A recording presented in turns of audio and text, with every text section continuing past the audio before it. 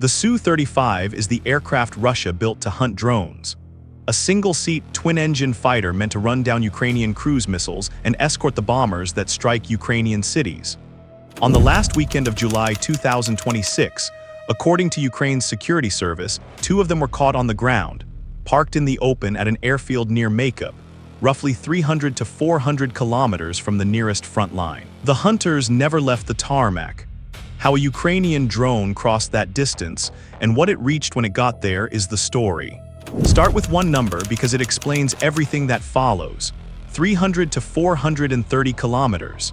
That is the distance, give or take, from the closest point of the Ukrainian-controlled front to the Khanska military airfield, sitting in Russia's Krasnodar Krai near the city of Maykop. For most of this war, that number was a wall.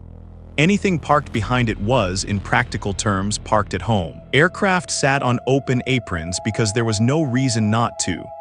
The threat lived hundreds of kilometers away, on the other side of a distance that no cheap drone could cross. That assumption is what this operation was built to break. Let's be precise about what we actually know because it matters. Everything described in this strike comes from a single source, the Security Service of Ukraine, the SBU. It published a weekly summary claiming that a strike hit Khanska airfield and struck 2 Su-35 multi-role fighters, 2 L-39 trainer jets, and the airfield's fuel storage. The SBU described the aircraft as damaged or disabled, not confirmed destroyed. As of this writing, no independent satellite imagery, no geolocated combat footage, and no Russian acknowledgement has surfaced to confirm the details of this particular strike. So treat the count and the damage as a claim, a strong and specific one, but a claim. We are going to walk through what the claim says and why, if it holds, it changes the arithmetic of where Russia can safely keep its jets. And this was not a one-off. The SBU placed the Khanska strike inside something larger, a declared 40-day campaign, running the last week of July and into early August 2026, aimed at what Ukrainian officials call Russia's military-economic potential. In plain terms, the factories, the fuel, the repair shops, and the aircraft that keep the invasion supplied and flying. Khanska was one line item in that ledger. The same weekly report credited another strike, hundreds of kilometers away in occupied Crimea, that we'll come back to because the 2 targets together tell you what Ukraine is actually hunting. So this is not the tale of one lucky drone finding one jet. It's a snapshot of a system at work, reaching deeper than Russia planned for. Now the airfield itself. Khanska sits near Maykop, the capital of the Republic of Adygea, tucked into the northern edge of the Caucasus foothills in southern Russia. It is a long way from Ukraine by any road. For years it functioned as a rear area base, training flights, transit, the unglamorous back office work of military aviation. The L-39 Albatros jets, the SBU says, were hit fit that profile exactly. The L-39 is an old Czechoslovak-built trainer, a 2-seat jet used to teach pilots the basics before they moved to frontline types. It is not a weapon of terror. It is a schoolroom with wings, and that tells you something about how safe this place was assumed to be. You park your training fleet where nobody can reach it. The Su-35 is a different animal entirely. This is one of Russia's most capable serial fighters, a heavy, agile, twin-engine machine with a powerful radar and long-range air-to-air missiles. Its job in this war is layered. It flies air patrols to intercept Ukrainian drones and cruise missiles before they reach their targets. It escorts the Su-34 strike bombers that drop glide bombs on Ukrainian positions and cities. It is, in effect, part of the shield Russia holds over its own skies and over its bombing runs. You will sometimes see an export or market figure attached to the aircraft in the range of tens of millions of dollars per airframe, and figures near 100 million get quoted in the loosest coverage. But those are estimates, not a receipt, and Russia doesn't sell these to itself at any published price. What isn't in doubt is the scarcity. Russia does not have an unlimited supply of Su-35s, and it cannot conjure new ones quickly under sanctions. Every one that goes offline is one that isn't flying the next patrol, which is the quiet irony sitting at the center of this whole story. The aircraft designed to hunt Ukrainian drones was, per the SBU, caught flat-footed by one. Not in a dogfight, not in the air where its radar and missiles mean everything. On the ground, engines cold, parked on concrete, useless as a museum piece the moment something arrived overhead. How something arrived overhead is the part worth slowing down for. A tactical FPV drone, the little quadcopter you see diving into a trench or a truck in frontline footage, has a range measured in single-digit or low double-digit kilometers. It runs on a battery. It is flown by an operator watching a video feed, and when it gets too far away, the signal dies. That machine could never reach Khanska. It couldn't reach a tenth of the way there. So forget the trench warfare image. Whatever crossed Krasnodar Krai that weekend belonged to a completely different class of weapon. Deep strike drones are fixed-wing aircraft, built like small, cheap airplanes rather than camera quadcopters. They carry an internal combustion engine and enough fuel to fly for hours. They navigate largely on their own, following a programmed route by satellite and inertial guidance, correcting their position as they go, so they don't need a human holding a live video link the whole way. Ukraine has been building and fielding these in growing numbers, precisely to erase the safety of distance. We are not going to name a specific model here, because no source confirms which type flew this mission, and inventing one would be the easy, dishonest move. What we can say from the geography alone is the important part. To reach Maykop, this was a long-range platform, flying hundreds of kilometers over hostile territory to arrive at a specific patch of concrete. Think about what that flight demands. It is not a straight line. A drone crossing that much Russian airspace has to be routed around the worst of the air defenses, the S-400 batteries, the Pantsirs systems, the radar coverage that thickens near cities and bases. It has to fly low enough and quiet enough to slip through gaps. It has to survive electronic jamming that tries to scramble its navigation.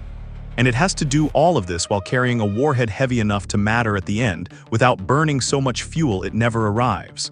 Every one of those constraints pulls against the others. Range fights payload, altitude fights survivability. This is the engineering knife edge the whole deep strike program lives on. And here's the first micro payoff, the thing that makes the distance meaningful. For a strike like this to land on parked aircraft, somebody first had to know the aircraft were there. A drone that flies for hours to a fixed target is only as good as the intelligence that pointed it, which brings us to the assumption on the Russian side of the fence. The Russian commander's problem was never the drone, it was the map in his head. For years, rear bases like Khanska operated on a simple logic. Distance equals safety, so you don't need to spend money and effort hardening a field that nobody can hit. You don't build hardened aircraft shelters, the concrete bunkers that protect a jet from anything but a direct heavy hit, because shelters are expensive and this base is out of range. You park the fighters in the open in neat rows because dispersing and camouflaging them every single night is a labor and a hassle, and the threat is imaginary. That logic held for a long time. It made sense right up until the day it didn't. Satellite imagery of Russian airfields across this war has shown the same pattern again and again. Aircraft lined up on open aprons, in the exact spots you'd choose if you were the one planning to hit them. Some bases, after painful losses, started painting decoy aircraft silhouettes on the tarmac and stacking old tires on top of real jets in the hope of confusing a warhead seeker. Those are the improvised habits of an air force that finally understood it was inside the threat ring. Khanska, sitting deep in Krasnodar Krai, was far enough back that those habits may never have taken hold with real urgency. Why fortify a field that no drone can reach? That is the specific miscalculation this operation was built to punish. Not a tactical error in a single moment, a strategic assumption baked into months of routine. The Su-35s on that apron, if the SBU account holds, were sitting exactly where doctrine said they were safe to sit. The whole point of a deep strike weapon is to make that doctrine a liability instead of a comfort. So picture the days before on the Ukrainian side of it. The hardest work in a strike like this happens long before anything flies. Targeters study imagery of the base, mapping where aircraft park, where fuel is stored, which corner of the field holds the machines worth the trip. They watch patterns when jets are present, when they're not, how the base breathes across a week. A deep strike drone is a single expensive arrow. You do not loose it at an empty apron. You wait until the picture tells you the target is home. And then you plan a route across hundreds of kilometers of defended airspace, threading the gaps between radars, and you accept that some of what you launch will not arrive. That is the price of reaching this far. Not every drone makes it. The ones that do have to make it count. At the 5-minute mark of this story, hold on to one clean idea before we move to the night itself. The distance that kept Khanska safe was never a law of physics. It was a bet. Russia bet that cheap Ukrainian drones would stay a short-range, frontline problem, and it parked some of its most valuable fighters on that bet. The 40-day campaign the SBU declared was in essence a systematic effort to collect on bad bets like that one all across Russia's rear. Khanska was where the bill came due. What the arriving drone actually did there is next. Now the night over Krasnodar Krai. We don't have a minute-by-minute log for this strike, and we're not going to fake one. Because inventing intercept timings and radio chatter would turn documentary into fiction. What we can do is describe how a strike of this kind unfolds, and let the SBU's claimed results sit at the end of it where it belongs. The drone did not announce itself. That is the entire design. A small fixed-wing aircraft running low and steady on a modest engine radiates very little. Against the vast, cluttered background of southern Russia, cities, roads, terrain, whether a single slow-moving object at low altitude is a needle. And the Russian air defense haystack is enormous. The systems built to stop cruise missiles and aircraft are not optimized for a cheap propeller drone crawling in under the radar horizon. Somewhere in the final approach, the base would have been ahead, the long strips of concrete, the parking aprons, the fuel storage sitting where fuel storage always sits, near the edge of the field where tankers can reach it. The drone's guidance carried it toward the coordinates it had been given. On a target set like this, the fuel is often the single most valuable thing on the field, because fuel is what turns parked metal into flying aircraft, and fuel burns in a way that spreads. According to the SBU, the airfield's fuel storage was among the objects hit. If that is accurate, the consequence is not just a fireball. It is a base that, for some stretch of time afterward, cannot fully do the one thing an airbase exists to do: turn jets around and put them back in the sky. And the aircraft, 2 Su-35 fighters and 2 L-39 trainers, per the SBU, caught on the apron. Understand what caught on the apron means for a machine like the Su-35. In the air, it is one of the hardest targets in this war to touch, fast, maneuverable, bristling with sensors and missiles. On the ground, cold, it is the opposite. It is a large, thin-skinned, fuel and electronics-filled object that cannot move, cannot shoot, and cannot hide from something already overhead. A modern fighter is delicate where it counts. The skin is light. The systems packed under it, radar, avionics, engines, the wiring that ties them together, are precise and fragile and slow to replace. You do not need to vaporize an aircraft to take it out of the war. You need to damage the parts that take months and sanctioned components to fix. That is why the SBU's careful wording, damaged, disabled, is not a hedge to be waved away. A disabled Su-35 is a Su-35 that isn't flying patrols this month, and quite possibly for many months, while Russia hunts for parts it can no longer freely buy. That is the climax. And it is deliberately quiet because the truth of these strikes is quiet. There is no dogfight, there is no heroic intercept. There is a long, patient flight, a set of coordinates, and a machine that arrives where it was told to arrive. If the SBU account holds, the most sophisticated fighters at that field were beaten not by a better fighter, but by a slow drone that never had to fight them at all. It simply reached the one place and time they were helpless, which closes the loop we opened at the start. The hunters were caught on the ground because the whole point of the weapon that reached them is to strike where the enemy is weakest, not where he is strongest, and a parked jet, 300 kilometers from a front that was supposed to protect it, is as weak as a frontline fighter ever gets. Step back now to what the strike actually costs Russia, separate from the drama. An air force runs on a small number of high-value assets and a very long tail of support behind them. Pilots, fuel, spare parts, maintenance crews, repair depots. Take out an aircraft and you've removed one node. Take out fuel storage and you've slowed every aircraft that field was meant to service. Take out the repair capacity somewhere else, and you've made every damaged aircraft harder to bring back. The 40-day campaign the SBU described reads like an attempt to hit all three at once: the airframes, the fuel, and the repair shops, instead of picking away at one at a time. That is the logic that ties Khanska to the second target in the same weekly report. That second target was the Yevpatoria aircraft repair plant in occupied Crimea. The SBU credited a strike there on 2 hangars used for aircraft storage and a production workshop. Crimea is a different theater from Krasnodar Krai, closer to Ukraine, far more heavily defended, and central to Russia's naval and air presence in the south. And this plant has a history. It has been hit before.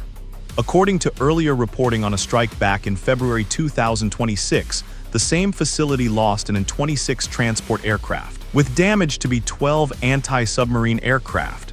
The older, distinctive flying boats Russia still uses to patrol for submarines in the Black Sea. We're careful here that An-26 and B-12 damage belongs to the earlier February strike, not to this one. What the two events together establish is the plant's role. Yevpatoria is where Russia's naval aviation and transport aircraft in the south go to be stored and serviced. Hitting a repair plant does something a strike on a single aircraft cannot. It degrades the machine that keeps every other aircraft flying. And that is the through line of the whole 40-day effort. Not one spectacular hit chased and celebrated. A pattern: airframes at Khanska, fuel at Khanska, repair capacity at Yevpatoria. Reaching again and again into the places Russia had marked safe, the rear bases, the storage hangars, the fuel farms hundreds of kilometers from any trench.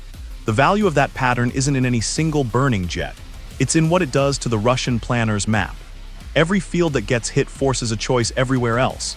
Keep parking aircraft in the open and accept the risk, or start hardening, dispersing, hiding, and camouflaging across dozens of bases at once. Spending enormous effort to protect against a threat that used to be somebody else's problem. Here is the 15-minute payoff, the one that outlasts this week's headline. Even if you set aside the exact aircraft count at Khanska, even if independent confirmation later trims it, the strategic fact underneath is already settled by the flight itself. A Ukrainian deep strike drone crossed the distance to Maykop. That capability doesn't unhappen. Whether this particular strike damaged 2 Su-35s or shook up the base and burned its fuel, the message to every Russian air commander is identical. The number that used to mean safe doesn't mean safe anymore. That is the durable result, and it holds regardless of how the damage assessment finally settles. So what does safe in the rear mean for Russia now? For 3 years the answer was, everything more than a couple of 100 kilometers back is home turf. Park the jets in the open, store the fuel where it's convenient, send the damaged aircraft to the plant in Crimea and count on the plant still being there. That answer is expiring base by base, strike by strike. Krasnodar Krai is not the front. It is deep settled Russian territory, and per the SBU, a Ukrainian drone found a fighter apron there and put fuel and aircraft on the target list. The Su-35 that was built to hunt drones over Ukraine now has to worry about a drone finding it while it sleeps at home. Nothing here glorifies a burning machine. The point was never the fire. The point is arithmetic. Russia's air force is a finite thing, a limited number of capable airframes, a fragile supply of sanctioned parts, a handful of repair plants doing the work of many. Ukraine cannot match that fleet plane for plane. What it can do, and is doing across this 40-day campaign, is reach past the front and make Russia defend everything, everywhere, all at once. An air force that has to guard every apron in the rear is an air force flying fewer sorties over the front. That is the trade this strike bought if the claim holds, and it is a trade measured not in one weekend, but in every night after it that a Su-35 has to be moved, hidden, or left grounded because the rear stopped being the rear. The hunters were parked where the map said no one could reach them. According to Ukraine, someone reached them. And the distance that kept them safe is now just a distance. One more number that a slow, patient drone has already learned to cross.